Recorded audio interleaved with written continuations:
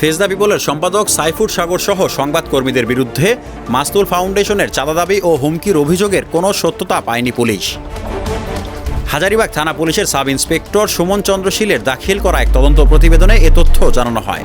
প্রতিবেদন সূত্রে জানা যায়, মাস্তুল ফাউন্ডেশনের অভিযোগ ছিল গত 25 জুন সংবাদ সংগ্রহের সময় ফেস দ্য পিপলের সম্পাদক ও রিপোর্টার মোহাম্মদ ইউসুফ সহ অজ্ঞাতনামা 3-4 জন সংবাদকর্মী তাদের কাছে অবৈধ সুবিধা দাবি করেন এবং তা না দিলে নেতিবাচক সংবাদ প্রকাশের হুমকি দেন। পরে বিষয়টি নিয়ে সাধারণ ডায়েরি করে প্রতিষ্ঠানটি। অভিযোগের ভিত্তিতে তদন্তে নামে পুলিশ।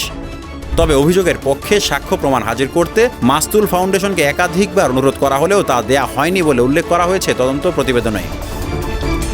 তদন্ত কর্মকর্তা প্রতিবেদনে জানান, ঘটনার দিন সংবাদকর্মীরা সংবাদ সংগ্রহের জন্য মাস্তুল ফাউন্ডেশনে গিয়েছিলেন। তবে বাদী বা মাস্তুল ফাউন্ডেশন কর্তৃপক্ষ তাদের অভিযোগের পক্ষে কোনো সাক্ষী প্রমাণ হাজির করতে পারেননি।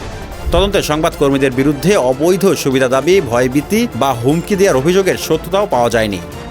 এমনকি ঘটনার দিন ফেস দ্য পিপলের সম্পাদক সাইফুর সাগর ঘটনাস্থলে উপস্থিত ছিলেন না। সব মিলিয়ে তদন্ত প্রতিবেদনের তথ্য বলছে, মাস্তুল ফাউন্ডেশনের আনা অভিযোগের সত্যতা পাওয়া যায়নি। তাই মাস্তুল ফাউন্ডেশনের অভিযোগের ভিত্তি নিয়েই তৈরি হয়েছে নানান প্রশ্ন।